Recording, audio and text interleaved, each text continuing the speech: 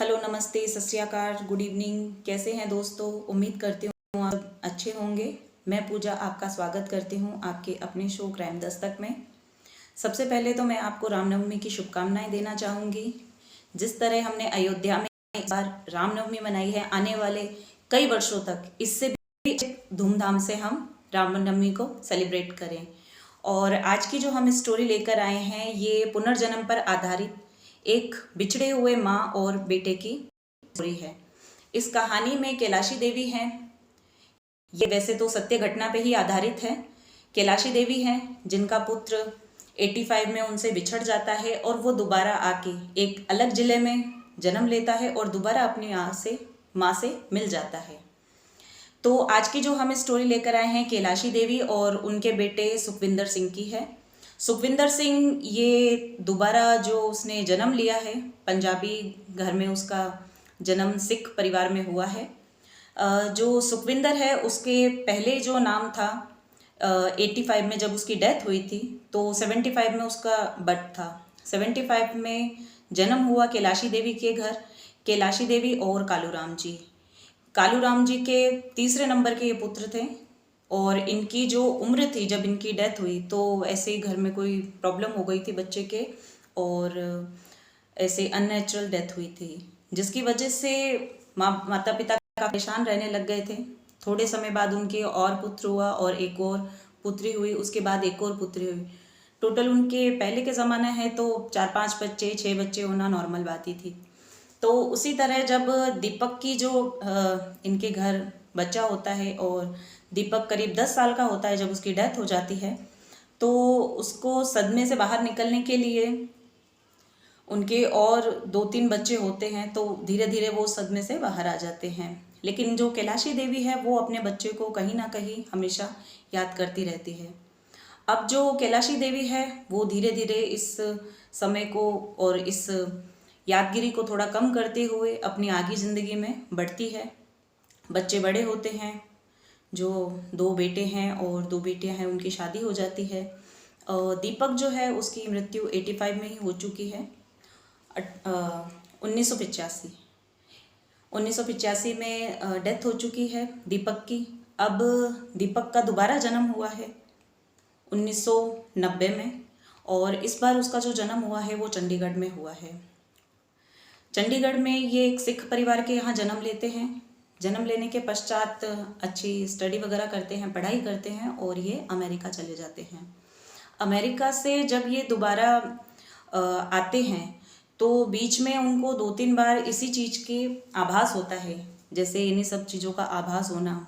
इनकी माँ है, पुराने जन्म में इनको अपने बचपन की चीज़ें याद आती है, और ये बार बार अपने पत्नी से, अपने माता पिता से कहते हैं कि एक मेरी माँ है, एक मेरे पिता है। मैं बचपन में छोटा था जब मेरी डेथ हो गई थी, उसके बाद मुझे पता नहीं, लेकिन बार बार मुझे यही सपना आ रहा है और मुझे मेरे माता पिता से वापस मिलना है। घर वाले उसको सोचते कि ये शायद सुखविंदर ज़रूर कोई पिक्चरें वगैरह देख रहा है, या कुछ हॉरर स्टोरी, या फिर पुनर्जन्म पे आधारित कई ऐसे सीरियल्स या कोई पिक्चर्स वगैरह देख रहा है, जिसकी वजह से इसको ऐसा लग रहा है। घर वालों ने इतना ध्यान नहीं दिया, लेकिन सुखविंदर जो है वो जानता था कि ये सब चीज़ें जो हो रही है उसके साथ वो बिल्कुल सही है। वो जब भी कभी 5-7 दिन में, 10 दिन में घर के आसपास यहाँ चंडीगढ़ में आता, तो उसको बार बार उन्हीं चीज़ों का आभास होता जो पहले उसके साथ घटित हुई थी। हालांकि वो इतना बड़ा नहीं था, छोटा ही था, लेकिन फिर भी याददाश्त जो रहती है वो बच्चे के दिमाग में फिट रहती है। इतना छोटा भी नहीं था दीपक, जो उसके पहले का नाम है, इतना छोटा भी नहीं था कि उसको पुरानी चीज़ें याद नहीं हो। 10 साल का बच्चा काफ़ी मैच्योर होता है, उसको कुछ चीज़ें याद भी रहती है। और अब जब उसका दोबारा जन्म हुआ है तो 2020 में वो दोबारा आके चंडीगढ़ जब अपने माता पिता से मिलता है, तो माता पिता उसकी शादी करवा देते हैं। शादी होने के बाद वो अपनी पत्नी को भी बार बार यही कहता है कि मुझे सपना आ रहा है, शायद मैं पहले भी यहाँ के आसपास किसी जगह आया हुआ हूँ, मेरा पहला यहाँ पे जन्म हुआ है। मेरी माँ कैलाशी देवी और मेरे पिता कालू राम जी, वो दोनों कहीं यहाँ पे रहते हैं। मेरा एक बड़ा भाई था बलदेव, मैं उससे भी मिलना चाहता हूँ, और मैं इन सभी को जानता हूँ। मुझे वैसा लगता है कि मुझे वापस अपने माता पिता से उनसे मिलना चाहिए, उनकी क्या परिस्थिति है, वो आखिर किस हालत में है, मैं उनको देखूंगा तो मुझे संतुष्टि हो जाएगी। लेकिन उसकी पत्नी ने भी इन सब चीज़ों में कुछ ज़्यादा गौर नहीं किया। उसने कहा उसने भी परिवार वालों की तरह वही सोचा कि हो सकता है शायद ये कोई सपना या फिर कोई नॉवेल्स वगैरह पढ़ी हो तो उसी से रिलेटेड ही अपनी थ्योरीज बना रहे हैं। लेकिन ऐसा नहीं था।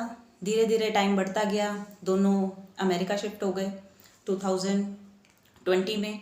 2022 में दोनों दोबारा वापस इंडिया आते हैं। अब एक बार ये अपने किसी दोस्त से मिलने के लिए, सुखविंदर जो है वो पठानकोट के पास में एक गांव पड़ता है, वहाँ अपने दोस्त से मिलने के लिए जाता है। दोस्त से रास्ता पूछता है, लोकेशन वगैरह, आजकल मोबाइल चल पड़े हैं तो लोकेशन एक दूसरे को सेंड कर दी जाती है। लोकेशन से वो उसके गांव में जैसे ही एंट्री लेता है तो खेत के रास्ते से जो फर्स्ट एंट्रेंस घर होता है, पहला जो घर होता है, बाहर खड़ी हुई वो अपनी माँ को पहचान लेता है। वही उसकी माँ कैलाशी देवी, जिसने उसे पहले में जन्म दिया था, दीपक की माँ, जो अब सुखविंदर है, जिसका पहले नाम दीपक था, वो अपनी माँ को देखते ही पहचान लेता है। वो उस टाइम वहाँ गाड़ी नहीं रोकता है और सीधा चला जाता है और फिर आगे ही जाके अपने दोस्त से पूछता है। उसको इतना ध्यान नहीं होता है क्योंकि गांव के नाम धीरे धीरे आगे जाके थोड़ा सा तब्दील हो जाता है, इसलिए उसको गांव का पूरा नाम ध्यान नहीं रहता है। लेकिन हाँ, वो अपने घर को और अपनी माँ को पहचान लेता है। आगे जाके अपने दोस्त राघव से मिलता है। राघव से मिलने के बाद वो सारी परिस्थिति अपने दोस्त को बताता है और उसका जो दोस्त है वो वहीं पे पला बड़ा हुआ है, वहीं रहता है, इसलिए वो कैलाशी देवी और कालूराम जी को अच्छे से जानता है।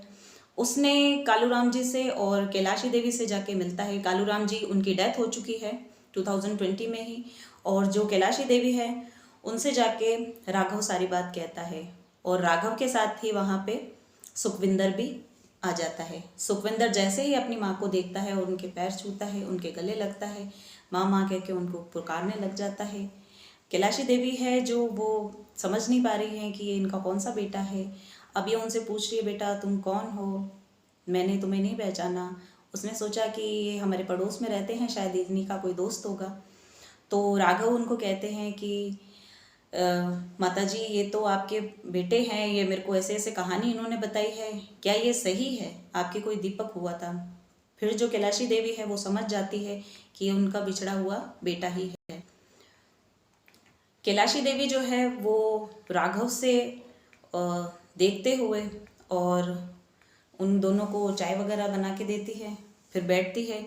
अब जो दीपक है, जो सुखविंदर बन चुका है, अब दीपक बार बार यही कहता है, अब घर का थोड़ा नक्शा है, काफ़ी पुराना टाइम था जब मिट्टी के घर बने हुए थे, अब आरसीसी वगैरह, नया वॉल पुट्टी वगैरह सब हुआ है। तो अब वो कह रहा है कि मम्मी, पहले जो अपना घर था वो 3 कमरे सामने की तरफ थे, उसके ऊपर कच्ची छत थी और वो हमारे पास में ही रसोई थी, उसके पास में चूल्हा चौका था, उसके पास में ये रखा हुआ था, पास में हम इधर की तरफ भैंसे बांधते थे, यहाँ पे अब आपने ये घर बना दिया।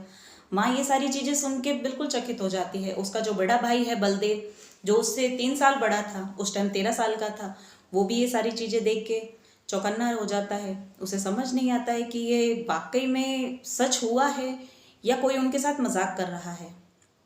दोनों एक दूसरे को देखने लगते हैं। जो दीपक है, सुखविंदर, वो अपने भाई को भी पहचान गया, वो उनके पैर छूता है, उनसे पूछता है। भाई अपनी 2 बहनों को और एक और भाई को ये सारी चीज़ें बताते हैं।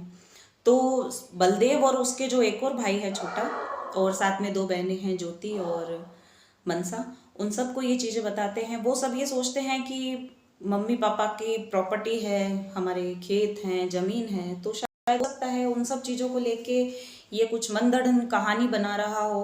बचपन में किसी ने, माँ ने किसी के साथ बात की होगी तो उसी चीज़ों को रिवर्स ले और आज ये स्टोरी बना के हमारे सामने पेश कर रहे हैं। बहनें और जो भाई हैं वो इन चीज़ों पर विश्वास नहीं करते हैं, लेकिन माँ जो है कैलाशी देवी, वो सभी चीज़ों को सत्य मान लेती है। अब सुखविंदर है वो अपनी माँ से मिलता है, पुराने बचपन की उनको हर चीज़ें याद कराता है जो उस टाइम उसके दिमाग में थी। बताता है एक दिन खेलते हुए साइकिल के पहिए से उसके चोट लगी है और जो उसकी तार होती है लोहे की, वो उसके आर पार हो जाती है और वो उसको हॉस्पिटल लेके गए थे। माँ को ये घटना भी याद है। और इसके अलावा जब खेलते हुए बड़े भाई के साथ भैंस लेके जा रहे थे तो भैंस के साथ कुछ हुई थी, तो वहाँ पे भी ये गिर गया था और भाई के भी चोट लग गई थी। तब माता पिता इनको घर पे लेके आते हैं और थोड़े दिनों बाद उस भैंस की भी मृत्यु हो जाती है। तो ये सारी घटनाएं जो जुड़ी हुई हैं, ये सारी चीज़ें दीपक जो सुखविंदर है वो अपनी माँ को बताते हैं। माँ को पूरा विश्वास हो जाता है कि ये उनका बिछड़ा हुआ बेटा ही है। लेकिन भाई बहनें जो हैं उनको ये चीज़ों का विश्वास नहीं होता। वो सोचते हैं कि शायद हमारे खेत हैं, प्रॉपर्टी है, इतने बीघा ज़मीन है, तो हो सकता है उन सब चीज़ों माया में आके और इन सब चीज़ों का ध्यान रखते हुए ये हमारे माँ को बेवकूफ़ बना के और हमसे प्रॉपर्टी का हिस्सा ले लेंगे। जबकि ऐसा नहीं था। सुखविंदर जो है वो वेल सेटल्ड अमेरिका में काफ़ी अच्छी MNC कंपनी के अंदर जॉब कर रहा है। उसके शादी हो गई है और यहाँ चंडीगढ़ में भी वो जिस घर में पैदा हुआ है काफ़ी हाई प्रोफाइल घर है। किसी तरह की कोई कमी नहीं है, खेती ज़मीन जायदाद बहुत कुछ है। और जब वो जाने लगता है तो वो माँ को वहाँ से जाते हुए एक फ़ोन दिलवा देता है और कहता है माँ मैं दोबारा आऊँगा और आप मेरे से फ़ोन पे बात करते रहना। माँ और बेटा दोनों एक दूसरे को मिलके काफ़ी खुश होते हैं। वो जितनी भी चीज़ें धीरे धीरे अपने माँ को बताता है वो सारी चीज़ें ही सही निकलती है। लोग इस पर विश्वास करें ना करें, लेकिन एक माँ को ज़रूर विश्वास रहता है उसके बेटे के ऊपर, और बेटे को भी विश्वास रहता है अपनी माँ के ऊपर कि वो उसके साथ कभी गलत नहीं होने देगी। और वो जो चाहता है उसने वो सारी चीज़ें अपनी माँ को बताई और माँ जो है उसने भी अपना बेटा ही उसे समझा और अपना बेटा ही माना, और जबकि वो उसका बेटा ही है।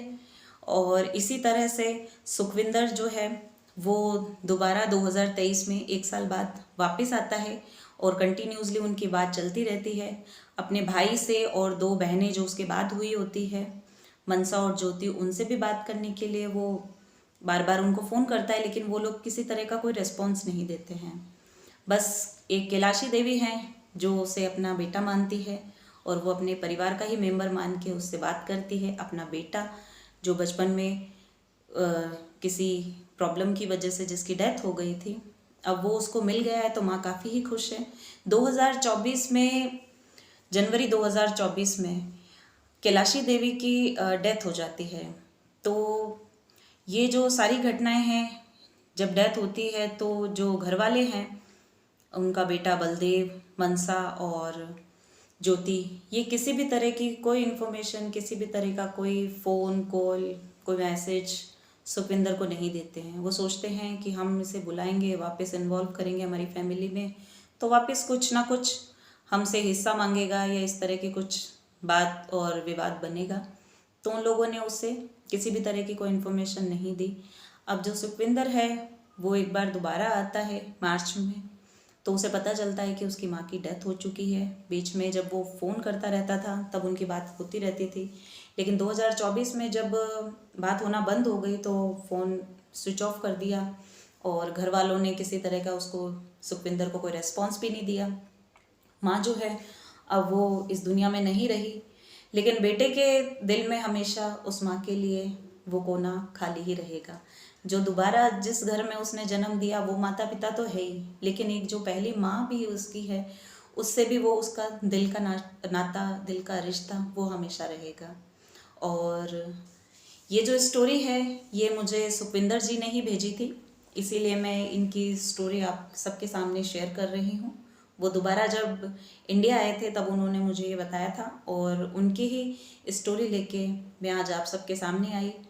और मिलते हैं कल फिर एक नई स्टोरी के साथ। जय हिंद, जय भारत।